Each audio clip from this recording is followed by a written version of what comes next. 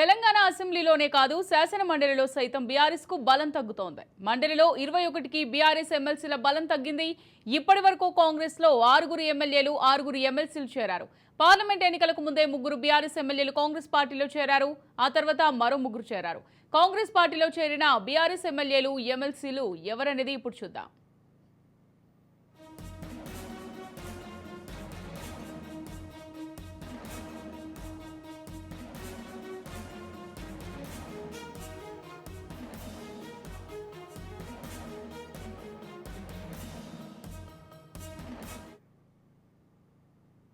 ఎన్నికలకు ముందు కాంగ్రెస్ లో చేరిన ఎమ్మెల్యేలో Khairatabad MLA Danam Nagender, station Ghanpur MLA Kadiyam Srihari, Bhadrachalam MLA Tellam Venkatrao parliament ఎన్నికలకు ముందు బీఆర్ఎస్ ను వీడి కాంగ్రెస్ లో చేరారు.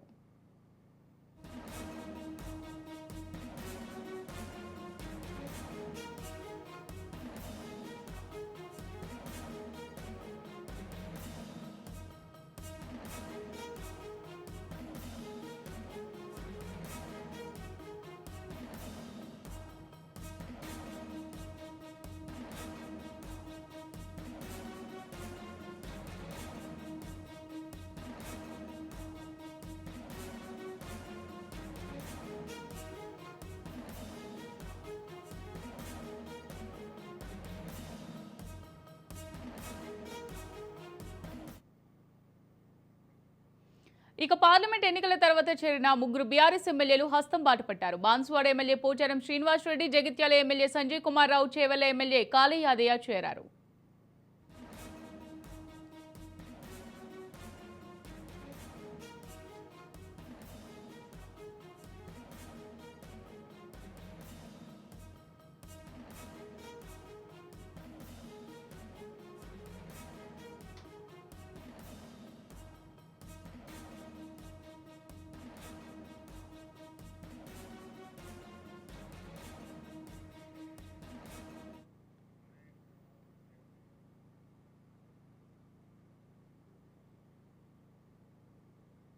తాజాగా కాంగ్రెస్ పార్టీలో చేరిన 6 గులాబీ ఎమ్మెల్సీలు చేరారు. Adilabad local body MLC Dande Vittal, Karimnagar local body MLC Bhanuprasad, Rangareddy local body MLC MS Prabhakar CM Revanth Reddy సమక్షంలో పార్టీలో చేరారు. ఇక ఎమ్మెల్యే కోట ఎమ్మెల్సీ ఎగ్గే మల్లేష్, గవర్నర్ కోట ఎమ్మెల్సీలు బొగ్గువరపు దయానంద్, బసవరాజ్ సారయ్యలు కాంగ్రెస్ బాట పట్టారు.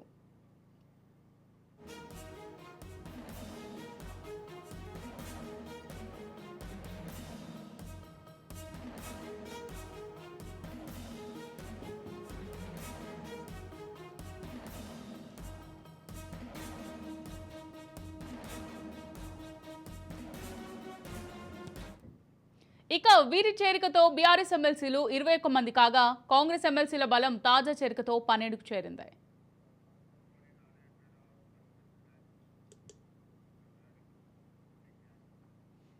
రైట్, ఇక ఇదే అంశానికి సంబంధించి మరింత సమాచారం మా తెలంగాణ బ్యూరో చీఫ్ మహేందర్ అందిస్తారు. మహేందర్, చెప్పండి, తెలంగాణ అసెంబ్లీలోనే కాదు శాసన మండలిలో కూడా బీఆర్ఎస్ కు బలం తగ్గుతున్నట్టుగా తెలుస్తోంది. ఎమ్మెల్సీలు కాంగ్రెస్ పార్టీలో చేరినట్టుగా తెలుస్తోంది. మరి దీనికి సంబంధించి అప్డేట్స్ ఏ విధంగా ఉన్నాయి మహేందర్? మండలిలో కాంగ్రెస్ పార్టీకి మొత్తం బలం లేకుండా పోయింది. ఎమ్మెల్యేలు ఎక్కువ ఉన్నారని, దాదాపు కాంగ్రెస్ పార్టీకి మరి ఏదైనా బిల్లులు పాస్ అవ్వాలన్నా చాలా వరకు బలం అనేది లేదని వాళ్ళు భావించారు. కానీ ఇప్పుడు అనూహ్యంగా ఒక్కసారిగా టీఆర్ఎస్ పార్టీ నుంచి కాంగ్రెస్ పార్టీలోకి 6 ఎమ్మెల్సీలు ఇప్పటికే మొత్తంగా కూడా 12%కి బలం అయితే పెరిగింది. మరి 20కి తగిన బీఆర్ఎస్ బలం అని చెప్పుకోవచ్చు. మరి ఇక్కడికి ఖాళీ అవుతున్న బీఆర్ఎస్ ఎమ్మెల్సీలు దాదాపు వరకు ఇంకా ఉన్నారు అని చెప్పేసి వార్తలు కూడా వినిపిస్తూనే ఉన్నాయి. నిన్న అమావాస్య కావడంతో నిన్న రాత్రి అర్ధరాత్రి 1 గంట లోపు 12 గంటల లోపలనే బీఆర్ఎస్ 6 ఎమ్మెల్సీలు రేవంత్ రెడ్డి హైదరాబాద్ కు రాగానే ఢిల్లీ పర్యటన ముగించుకొని రాత్రి అర్ధరాత్రి పూట అది కూడా బీఆర్ఎస్ ఎమ్మెల్సీలు అందరూ కూడా కాంగ్రెస్ పార్టీలో చేరారు. మొత్తానికి బీఆర్ఎస్ పార్టీకి 21 మొత్తంగా బీఆర్ఎస్ ఎమ్మెల్యే బలం అయితే తగ్గింది. కాంగ్రెస్ పార్టీలో మాత్రం 12కు బలం అయితే పెరిగింది. మరి వరుసగా హస్తం బాట పడుతున్నారు ఎమ్మెల్సీలు ఎమ్మెల్యేలందరూ కూడా. ఇప్పటికీ 6 ఎమ్మెల్యేలు బీఆర్ఎస్ పార్టీలో నుంచి కాంగ్రెస్ పార్టీకి రాగా ఇప్పుడు ఎమ్మెల్సీలు కూడా 6 ఇప్పటికీ బీఆర్ఎస్ పార్టీ నుంచి కాంగ్రెస్ పార్టీకి వచ్చారు. ఓవైపు పార్టీ బలహీనంగా పడుతున్నా కూడా బీఆర్ఎస్ నుంచి ముఖ్య నేతల వరకు కూడా స్పందించకపోవడం ఆశ్చర్యం గుర్తిస్తుంది. మరి తాము చేసినటువంటి గతంలో తప్పిదం ఈసారి వాళ్ళకి తిరిగి కొడుతున్నట్టుగా కనిపిస్తున్న నేపథ్యంలో వారు కూడా ఎవరు మాట్లాడతారు. అయితే మొత్తంగా పార్లమెంట్ ఎన్నికలకు ముందు కాంగ్రెస్ పార్టీలో చేరిన బీఆర్ఎస్ ఎమ్మెల్యేలు చూసుకున్నట్లయితే దానం నాగేందర్, కడియం షేరి, తెల్ల వెంకట్రావు, పార్లమెంట్ ఎన్నికల తర్వాత కాంగ్రెస్ పార్టీ వాళ్ళు చూస్తే పోచారం శ్రీనివాస్ రెడ్డి, సంజయ్ కుమార్, ఇటు కాళే యాదయ్య చేవెళ్ళ ఎమ్మెల్యే. అప్పుడు తాజాగా పార్టీలో చేరిన 6 ఎమ్మెల్సీలు దండవిటల్ ఆదిలాబాద్ లోకల్ బాడీ నుంచి ఉన్నాడు. భానుప్రసాద్ అయితే కొత్త కరడు కట్టిన బీఆర్ఎస్ నేతగా కొనసాగేవారు.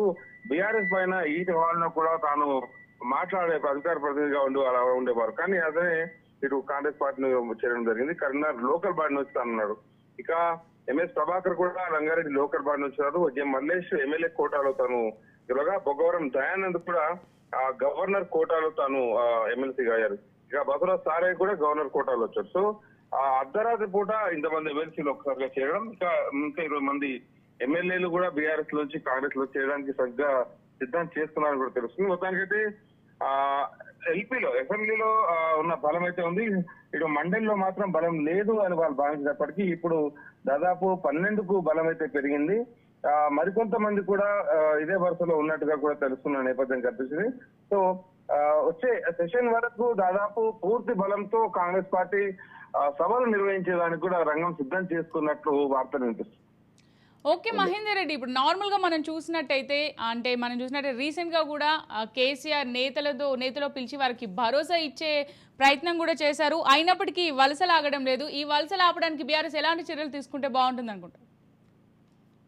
ఇప్పటికీ వలసల విషయం పైన బీఆర్ఎస్ పార్టీ అధినేత కేసీఆర్ అయితే వెళ్ళిన వారి గురించి ఎక్కడ కూడా ఆయన ప్రస్తావన చేయలేదు. ఏ ఎమ్మెల్యేను ఏకవచన పేరుతో పాటి వెళ్తే వాళ్ళు వెళ్ళని అని చెప్పారు. కానీ ఏ ఒక్క ఎమ్మెల్యేలు మాత్రం తను ఇప్పటి వరకు మాట్లాడిన ప్రస్తావన మనం చూడలేదు. గతంలో కాంగ్రెస్ పార్టీ నుంచి ఒకేసారిగా 10కి పైగా ఎమ్మెల్యేలను ఆయన తీసుకొని రావడం, మరి అప్పుడు చేసినటువంటి తాను తప్పిదమే ఇప్పుడు తనకు ఎదురు దెబ్బగా మారిందని చెప్పొచ్చు. అయితే ఎప్పుడు కూడా అపాయింట్మెంట్ ఇవ్వడు, వ్యవసాయ క్షేత్రంలోనే ఉంటాడు కేసీఆర్ అని ఏదైతే బలమైన ఆరోపణలు ఉన్నాయో, మరి అటువంటి వ్యక్తి ఒక్కొక్క ఎమ్మెల్యేని పిలుచుకొని పార్టీలో ఉండండి, పార్టీ ఇంకా మనది ప్రశ్నార్థకంగా ఏం కాదు, ఖచ్చితంగా మనం వచ్చే ఎన్నికల వరకు పూర్తిగా సంసిద్ధం అవుతున్న వాళ్ళు చెప్తున్నారు. కానీ ఏ ఒక్క ఎమ్మెల్యే తను కలిసిన మరుసటి రోజు లేదా 2 రోజుల తర్వాత పార్టీ మారడం మనం చూస్తున్నాం. పార్టీ మారను అని చెప్పి ఖండించిన వారే తెల్లారి మరి కండువా కప్పుకోవడం మనం చూస్తున్నాం. సో ఇప్పుడు మొత్తంగా కూడా బీఆర్ఎస్ పార్టీ చేసిన తప్పిదాలే ఇప్పుడు కాంగ్రెస్ పార్టీకి ఒక వరంలా మారుతున్నాయని చెప్పొచ్చు. ఎక్కడ కూడా వారు ప్రశ్నించడానికి కూడా అవకాశం లేనట్టుగా ఎమ్మెల్యేలు ఎమ్మెల్సీలు అయితే కాంగ్రెస్ బాట పట్టారు. మహేందర్ రెడ్డి, ఇంతకుముందు మీరు చెప్పారు కదా కలిసిన 2-3 రోజులకే పార్టీలు మారుతున్నారు నేతలు అని ఇంతకుముందు మీరు చెప్పడం జరిగింది. అంటే కలిసినప్పుడు అసలు వాళ్ళకి సరైన భరోసా ఇవ్వడం లేకనా, లేకపోతే బీఆర్ఎస్ లో ఉంటే తమ తర్వాత భవితవ్యం ఉండదని భావించి మారుతున్నారా? ఎలా చూడొచ్చు అంటారు? ఒక్కటి వారు అధికారంలో ఉండకపోగా ప్రధానంగా చెప్పుకొచ్చేది నియోజకవర్గ అభివృద్ధి అని ఒకటి మాట్లాడతారు. మరోపక్క ప్రోటోకాల్ అంశం కావచ్చు, స్థానికంగా ప్రోటోకాల్ వ్యవహారాలు కావచ్చు, ఇంకా నియోజకవర్గాల అభివృద్ధిలో ఏదైనా పార్టీ నుంచి అడగాలన్నా, ముఖ్యమంత్రి వరకు వెళ్ళాలన్నా కూడా వారికి సరైన అవకాశం కలగకూడదు. సో ఇవన్నీ కూడా పనిలోకి తీసుకోవచ్చు. ఆ రకంగా పార్టీలో మారితేనే, అధికార పార్టీలో ఉంటేనే తమ పనులను కూడా చక్కబెట్టుకోవచ్చు. నియోజకవర్గ అభివృద్ధి వాళ్ళు ఏదైతే సహజంగా వాడే పదం ఏదైతే ఉందో ఆ పదం మొదలు వాళ్ళ వ్యక్తిగత పనులు కావచ్చు, ఏదైనా సరే వాళ్ళు నమ్ముకున్న నేతలు, క్యాడర్ ఇవన్నీ కూడా ఈ అందరి పనులు కావాలంటే వాళ్ళకి అధికార పార్టీలో కొనసాగాలి. ముఖ్యంగా ప్రోటోకాల్ కూడా సరిగ్గా ఇస్తున్న నేపథ్యం కనిపిస్తుంది. ప్రోటోకాల్ అంశంలో కూడా కాస్త విధేయత కనిపించే అవకాశం ఉంటుంది. కాబట్టి సో అధికార పార్టీలో కొనసాగితేనే తమకు భరోసా అని వాళ్ళంతా కూడా చెప్తున్న పరిస్థితి కనిపిస్తుంది. ఇప్పుడు బీఆర్ఎస్ పార్టీలో తమకు భరోసా ఇచ్చే నేతలు లేరు, క్యాడర్ గా లీడర్లు, కానీ కార్యకర్తలు లేని పార్టీగా బీఆర్ఎస్ నిలిచిపోయింది. సో ఒక్కొక్కగా అందరూ కూడా వెళ్ళిపోతున్న నేపథ్యం. ఉన్న కొద్ది మందిలో కూడా ఒకరు ముందుకెళ్తే ఇంకొకరు కాలుబట్టి లాగే తత్వం గలవారు కాబట్టి సో ఒక్కొక్కరుగా పార్టీని పెడుతున్న నేపథ్యం కనిపిస్తుంది. గతంలో వరకు ఏదైతే ఎమ్మెల్యే టికెట్ ఇచ్చినప్పటికీ ఏదైతే గతంలో తమ పనులు చేసుకోలేకుండా మొత్తంగా నియంత్రణ ధోరణితో పార్టీ కానీ ప్రభుత్వం కానీ ఉండేది. సో ఇప్పుడు ఆ స్వతంత్రం అయితే కాంగ్రెస్ పార్టీ మాకు ఇస్తుంది అని ఒక భరోసా కూడా కావచ్చు. మొత్తానికి అయితే ఒక్కొక్కరుగా పార్టీని అయితే పెడుతున్నారు. ఆయా నియోజకవర్గ అభివృద్ధితో పాటు తమ అభివృద్ధి చక్కబెట్టుకోవడానికి.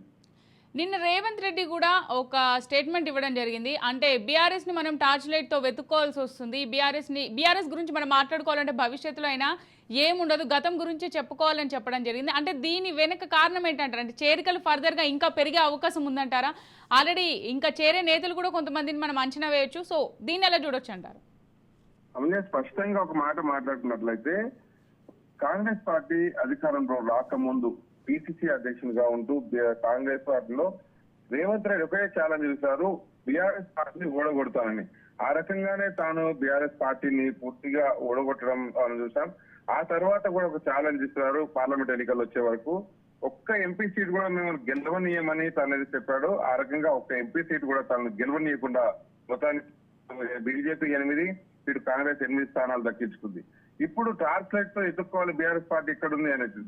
సో ఇటు కాంగ్రెస్ పార్టీకి ఇంటెలిజెన్స్ వ్యవస్థ ఎక్కువగా ఉన్న నేపథ్యం కనిపిస్తుంది. అందుకే వాళ్ళు ఒక దృఢ సంకల్పంతో గట్టి మాట అయితే మాట్లాడుతున్నారు. గతంలో పార్టీని ఓడగొట్టడం విషయం కావచ్చు, ఎంపీ ఎలక్షన్ లో ఒక సీట్ రాకుండా అని చేస్తామని కావచ్చు, ఇప్పుడు బీఆర్ఎస్ పార్టీని టార్చ్ లైట్ ఎత్తుకున్నా వాడు కూడా కనపడని కూడా చేస్తామనేది అన్నాడు. ఆ రకంగా కూడా ఒక్కొక్క ప్రయత్నం అయితే ఇటు సైలెంట్ గా తన పని తాను చేసుకుంటూనే ఇటు ప్రతిపక్షం అనేది లేకుండా చేయడము, ఇటు ఎల్పీ లేకుండా చేయడం. కాంగ్రెస్ పార్టీ గతంలో ఏ రకంగా అయితే బీఆర్ఎస్ పార్టీ చేసిందో ఆ రకంగా చేయడమే.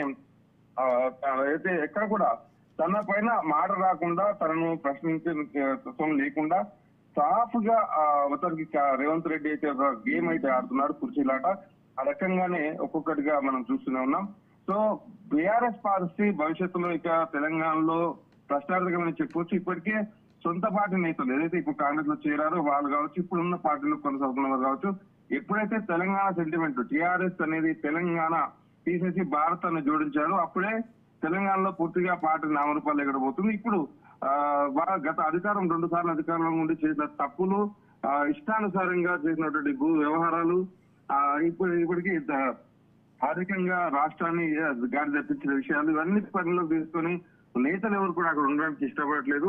ముఖ్యంగా ఒక నియంత్ర ధోరణి అనేది అక్కడ సాగింది అని వారు చెప్తున్నారు. ఇప్పటికీ వరుసగా ఫోన్ కాల్ ట్యాపింగ్ కావచ్చు, ఇటు ఎలక్ట్రల్ బాండ్స్ విషయాలు కావచ్చు, కవిత లిక్కర్ కేసు అరెస్టాలు కావచ్చు, ఒక్కటి కాదు కేసీఆర్ 100 తప్పులు వాళ్ళందరూ కూడా పరిగణిస్తున్నారు, ఆలోచన చేస్తున్నారు. అందుకే ఆ పార్టీలో ఉండడానికి ఇష్టపడడం లేదు చెప్పొచ్చు. అలాగే మరి వెళ్ళిపోయిన వారిలో కూడా దాదాపు బీఆర్ఎస్ పార్టీ నుంచి కరడు కట్టిన బీఆర్ఎస్ పార్టీ నేతలు వచ్చు, కేసీఆర్ కట్టిన సన్నిహితులని చెప్పొచ్చు. ఇక భవిష్యత్తులో మాత్రం బీఆర్ఎస్ పార్టీ నామరూపాలు లేకుండా పోతుంది. పార్టీ పరిస్థితి అయితే పూర్తిగా ప్రశ్నార్థకంగా మారుతుందని స్పష్టంగా కాంగ్రెస్ నేతలు చెప్పుకొస్తున్నారు. దీన్ని బీజేపీ మాత్రం ఇదంతా కూడా చూస్తుంది, కానీ వారి ఇక్కడ కూడా స్పందించలేకపోవడం కూడా ఒకంత ఆశ్చర్యాన్ని కలిగిస్తుంది, చైతన్యం ఉంది. ఇప్పటికే ఎంపీ స్థానాలు ఉన్నాయి, 8 ఎమ్మెల్యేలు ఉన్నా కూడా వారు కూడా సైలెంట్ గా ఈ గేమ్ ను చూస్తున్నారు, కానీ వాళ్ళు ఎక్కడ కూడా మాట్లాడకపోవడం అనేది అనుమానాలు వ్యక్తం దారి తీసుకున్నారు. Right, thank you for the updates Mahender Reddy.